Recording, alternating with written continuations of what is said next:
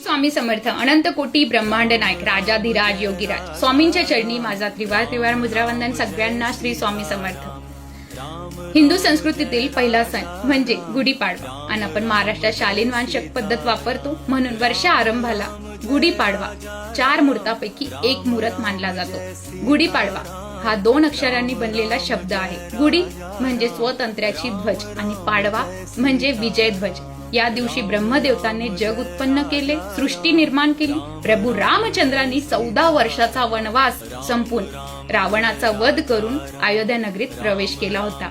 त्यावेळी लोकांनी तोरण गुढी उभारून आनंद साजरा केला. तो दिवस हाच गुढीपाडवा. तर आपण पण गुढी उभारूया, आनंद साजरा करूया. तुम्हा सर्वांना गुढीपाडव्याच्या लाख शुभेच्छा. श्री स्वामी समर्थ. झालेली सेवा स्वामींच्या चरणी अर्पण करते. श्री स्वामी समर्थ.